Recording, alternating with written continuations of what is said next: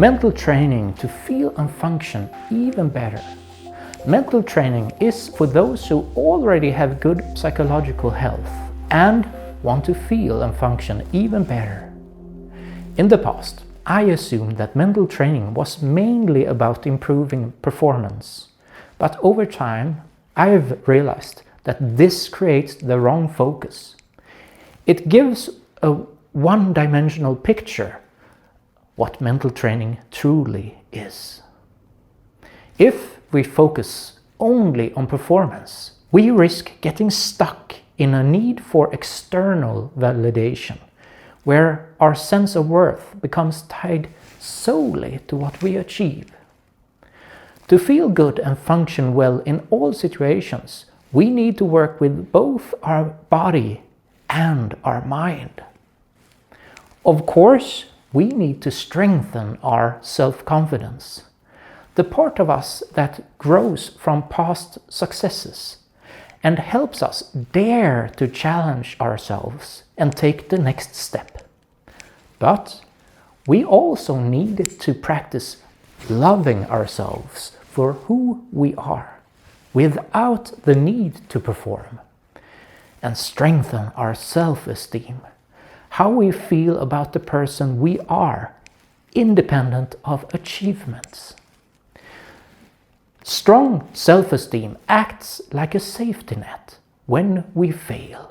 It helps us land softly, because we know we are valuable for who we are, and that a failed attempt simply means we've discovered one way that doesn't work.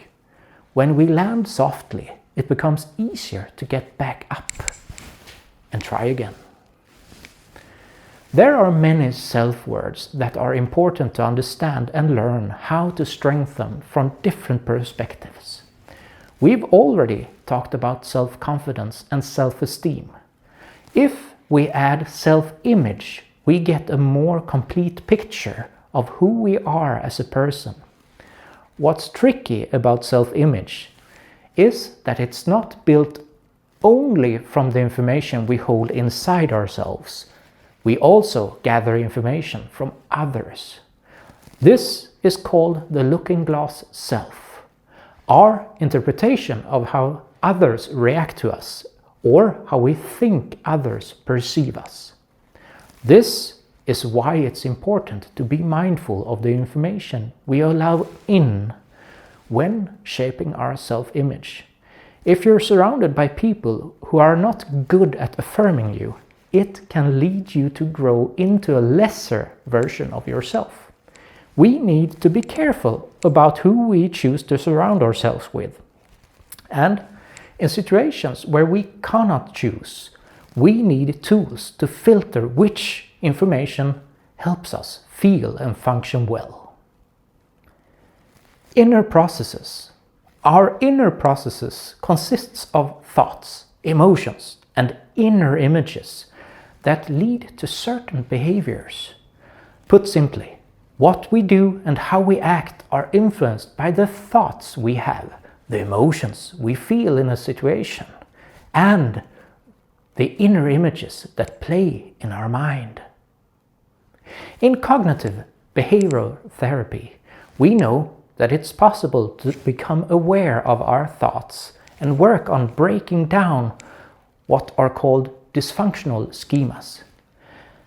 As we live and learn, we build something like instruction manuals for how to behave in different situations, cognitive schemas. These manuals helps us tremendously. Imagine how exhausting it would be if you had to figure out how to eat from scratch every single time. When we lack a cognitive schema for a situation, it requires more effort. Think about traveling to a country with a different alphabet, language, and culture. You have no manuals for how to behave, so everything requires conscious effort.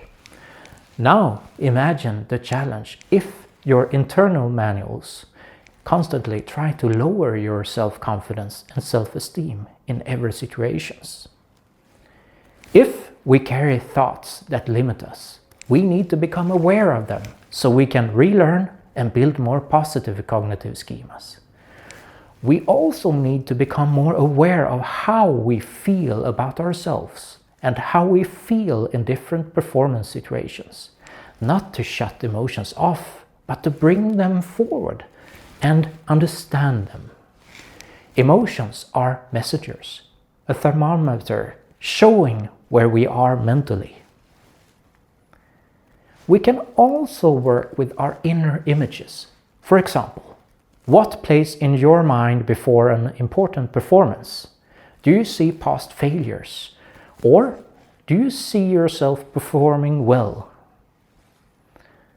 All of this, our thoughts, emotions, and inner images, affects how well we feel and function in every situation. And once we understand this, it becomes clear how important it is to train mental skills so we can influence what gets space in our inner processes. Stress, the body, and why we start with relaxation. Mental training involves learning theory from many areas related to both mental and physical health, such as psychology and biology. We need to work with both body and mind. To begin, I will focus on how we can help the body manage stress. Stress itself is an important function that helps us handle challenging situations. When we need to perform, our nervous system activates the sympathetic system, sharpening our senses, increasing heart rate, cooling us through sweating, and increasing muscle tension. Digestion slows down. We become ready to fight or flee, to face danger or escape it. This survival function is essential, but it is equally important that once the challenge or danger has passed, we can turn off this heightened state and allow the parasympathetic system to signal that we are safe again. Digestion resumes, muscles relax, heart rate slows, and we can rest and feel secure. Stress is necessary, but staying in a stressed state for too long leads to negative effects such as tension headaches, stomach issues, and sleep difficulties. Many people live with constant stressors that are hard to fight or flee from, which means they remain in a state of elevated alertness almost all the time. If we walk around with tense muscles and inner processes that see danger everywhere, it is no wonder we struggle to relax. This is why most mental training programs begin by helping the body relearn how to relax. We will do the same. Progressive muscular relaxation involves tensing and relaxing different muscle groups to notice the difference between tension and relaxation.